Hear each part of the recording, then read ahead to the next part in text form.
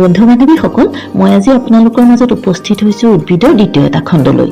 এইখিনিতে এটা কথা হয়তো মই জনাবলৈ পাহৰি গৈছোঁ। আমাৰ এই A to Z সম্পূৰ্ণ খণ্ডবিলাক নানা ৰঙী ফল ফুলৰ পৰিচয়েৰে সমৃদ্ধ আৰু একেবাৰে সৰু সৰু উদ্ভিদৰ পৰা ডাঙৰ ডাঙৰ বৃক্ষলৈকে পৰিপূৰ্ণ।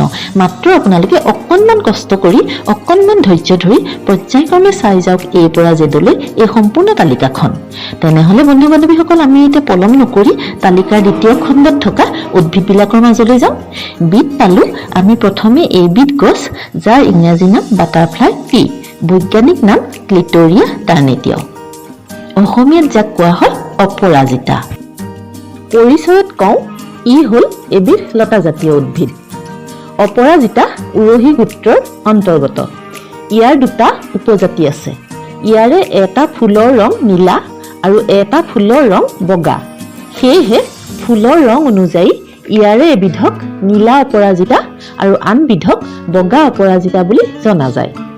অপৰাজিতাৰ গা গছ সৰু সৰু আৰু গোলাকাৰ। ফুলৰ পাহি 5টা আৰু বেটুপাত 5টা। ফুলবোৰ পখিলাৰ দৰে। ফল এককোষী। ইয়াৰ চিৰাৰ গুটি প্ৰায় গোলাকাৰ। দীঘল চিৰাৰ মাজত মটৰ মাহৰ দৰে ফল থাকে। ইয়াৰ গুণাগুণবোৰৰ ক্ষেত্ৰত প্ৰথমেই কওঁ বগা অপৰাজিতাৰ কথা। 1 নম্বৰ, এই অপৰাজিতাৰ শিপা কণ্ঠ শোধক। 2 নম্বৰ, বগা অপৰাজিতাৰ শিপাই দাঁতৰ পোক মাৰিব পাৰে। 3 নম্বৰ, পেটত পানী জমা হৈ পেট উফন্দিলে সেই পানী উলিয়াবৰ কাৰণে বগা অপৰাজিতাৰ শিপাৰ ৰস খোৱা ভাল। এইবাৰ আহোঁ নীলা অপৰাজিতাৰ কথালৈ। 1 নম্বৰ, নীলা অপৰাজিতাৰ শিপাই সাপৰ বিষ উপশম কৰিব পাৰে। কামোৰাৰ ঠাইত শিপা খুন্দি প্ৰলেপ দিব লাগে। 2 নম্বৰ, পেটৰ বিষত নীলা অপৰাজিতা গছৰ শিপাৰ ৰস উপকাৰী। 3 নম্বৰ, দুয়োবিধ অপৰাজিতাৰ ৰস যকৃত আৰু প্লীহা বৃদ্ধি ৰোগৰ নিবাৰক। 4 নম্বৰ, নীলা বগা দুয়োবিধ অপৰাজিতাৰ শিপাই বায়ু, পিত্ত আৰু কফ নাশ কৰিব পাৰে। 5 নম্বৰ, দুয়োবিধ অপৰাজিতাই কুষ্ঠ, ব্ৰণ, জ্বৰ, বমি, অম্লপিত্ত আদি ৰোগৰ কাৰণে উপকাৰী। 6 নম্বৰ, অপৰাজিতাৰ দুয়োবিধ গুটিয়ে জুলাপ হিচাপে ব্যৱহাৰ কৰিব পাৰি। 7 নম্বৰ, মেধা শক্তি, বুদ্ধি বৃত্তি আৰু দৃষ্টিশক্তিৰ কাৰণে বগা আৰু নীলা দুয়োবিধ অপৰাজিতা ব্যৱহাৰ কৰি সুফল পাব পাৰি। দৰ্শকসকল, এইবাৰ আহিছোঁ আমি দ্বিতীয়জোপা উদ্ভিদৰ মাজলৈ।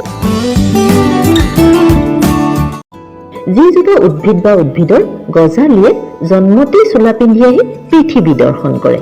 বন্ধু বান্ধৱীসকল, জানেনে কি হ'ব পাৰে বাৰু এই গছৰ নাম? ময়ে কওঁ তেনে, এইজোপাই সেইজোপা গছ, যাক সকলোৱে চিনি পায়, সকলোৰে মুখে মুখে। নাম তাৰ বেম্বু। বৈজ্ঞানিক নাম বেম্বুচা। অসমীয়াত কোৱা হয় বাঁহ। পৰিচয়ত কওঁ, বাঁহ এবিধ তৃণজাতীয় ওখ সৰল গছ। ইয়াৰ গাৰ বৰণ সেউজীয়া। পাতবোৰ 4 পৰা 6 ইঞ্চিমান দীঘল। বাঁহগছ ওখই 25 পৰা 30 ফুট আৰু কিছুমান 8 পৰা 15 ফুট পৰ্যন্ত ওখ। ইয়াৰ গাঁঠি ঘন আৰু পাত চুটি। কিছুমানৰ আকৌ পাত দীঘল থাকে।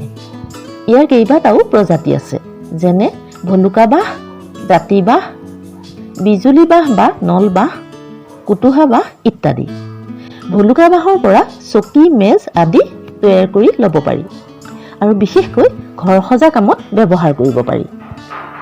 জাতি বাঁহৰ পৰা মানুহৰ আৱশ্যকীয় সঁজুলি যেনে ডলা, চালনী, খৰাহী, পাচি, জাকৈ, খালৈ, পলহ, জুলুকি, ঢাৰি, চেৰেকী আদি সাজি ল'ব পাৰি। এই বাঁহেৰেই মাঘৰ বিহুত চুঙা পিঠা বনোৱা হয়। বিজুলী বাঁহ, নল বাঁহ দেখাত মিহি আৰু সৰু।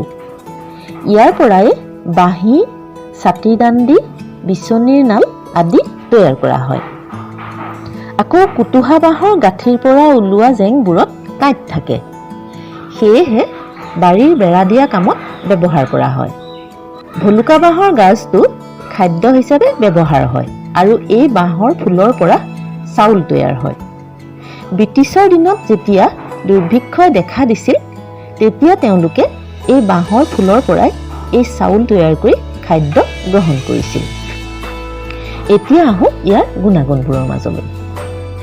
1 নম্বৰ, বাঁহৰ পাত তৃণজাতীয় প্ৰাণীৰ সুখাদ্য। বাঁহৰ কোমলীয়া পাতে গৰু ম'হৰ হাড় সুস্থ কৰি ৰখাত সহায় কৰে। ই কেঞ্চাৰৰ প্ৰতিষেধক। 2 নম্বৰ, গৰু ম'হৰ কান্ধত হোৱা ঘাঁটোত ভলুকা বাঁহৰ গাজ এটা খুন্দি তাত নাৰিকলৰ তেল মিহলি কৰি প্ৰলেপ দি আৰোগ্য কৰিব পাৰি। 3 নম্বৰ, ভলুকা বাঁহৰ গাজৰ পৰা প্ৰস্তুত কৰা খৰিচায়ো কৰ্কট ৰোগ প্ৰতিকাৰ কৰাত সহায় কৰে। এই গাজৰ খৰিচাত প্ৰচুৰ পৰিমাণে খাদ্যপ্ৰাণ পোৱা যায়। 4 নম্বৰ, গাজৰ পৰা প্ৰস্তুত কৰা খৰিচাই হাৰ্টত হোৱা কলেষ্টৰেল বহু পৰিমাণে কমাই দিব পাৰে। 5 নম্বৰ, বাঁহৰ পাতে গৰু ম'হৰ উচ্চ ৰক্তচাপ নিয়ন্ত্ৰণ কৰিব পাৰে। 6 নম্বৰ, গৰু ম'হৰ নাইজুকীয়া বেমাৰ বাঁহৰ পাত খুন্দি খোৱালে উপশম হয়। এইবাৰ আহোঁ আমি তৃতীয় জোপা গছলৈ, যাৰ নাম ইংৰাজীত ব্লেক পেপাৰ, বৈজ্ঞানিক নাম পাইপাৰ নিগ্ৰাম, অসমীয়াত কোৱা হয় জালুক। ভাৰতীয় ভাষাত জালুকক বিভিন্ন নামেৰে জনা যায়। জালুকক কোনো ভাষাত কলা সোণ বুলি কোৱা হয় বুলিও ডক্টৰ গুণাৰাম খনিকৰদেৱে তেওঁৰ লিখনিৰ দ্বাৰাই আমাক জানিব দিছিলে। পৰিচয়ত কওঁ, ই বহু বৰ্ষজীৱী পাণজাতীয় আৰোহী লতা। ই সাধাৰণতে তামোল গছ, নাৰিকল গছ বা অন্যান্য গছত বগাই যায়। ইয়াৰ গা গছত গাঁঠি বা পাত থাকে। ইয়াৰে পৰা শিপা ওলায়। গা গছ গোলাকাৰ। পাতবিলাক পাণৰ পাতৰ দৰে যদিও তুলনামূলকভাৱে এই জালুকৰ পাত যথেষ্ট ডাঠ আৰু সেউজীয়া। ইয়াৰ ফল গোলাকাৰ আৰু সৰু সৰু থোপা থোপে লাগে। ফলটো কেঁচাতে সেউজীয়া আৰু পকিলে কলা বৰণৰ হয়। ইয়াৰ সোৱাদ জ্বলা। বাৰিষা কালত ফুল ফুলে আৰু শীতকালত ফল পকে। ইয়াৰ গুণাগুণবোৰ হ'ল: 1 নম্বৰ, জালুকক উৎকৃষ্ট মছলা হিচাপে ব্যৱহাৰ কৰা হয়। 2 নম্বৰ, নিম্ন ৰক্তচাপ ৰোগীৰ বাবে জালুক উপকাৰী। 3 নম্বৰ, জালুকে ৰক্ত শোধন কৰে। 4 নম্বৰ, জালুক হৃদৰোগনাশক, যক্ষ্মা, নিউমোনিয়া ৰোগীৰ কাৰণে সুপথ্য। 5 নম্বৰ, জালুক বীজাণুনাশক, কফনাশক, ই ভোক বঢ়ায়। 6 নম্বৰ, জালুকে পানী লগা, ইনফ্লুৱেঞ্জা, হাইফাই, বুকুৰ বিষ, গাৰ বিষ, হাওঁফাওঁ ৰোগ, মেলেৰিয়া জ্বৰ আদি নাশ কৰে। দৰ্শকসকল, বি তালিকাত আৰু অসংখ্য উদ্ভিদৰ নাম আছে। সেই উদ্ভিদবিলাকৰ নাম, পৰিচয় একেবাৰে শেষৰ ভিডিঅ'টোৰ পিছত পুনৰ আলোচনা কৰিম।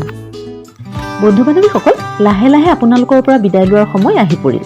যোৱাৰ আগতে মাত্ৰ জানিব খুজিছোঁ, ভিডিঅ'টো চাই ভাল লাগিলনে?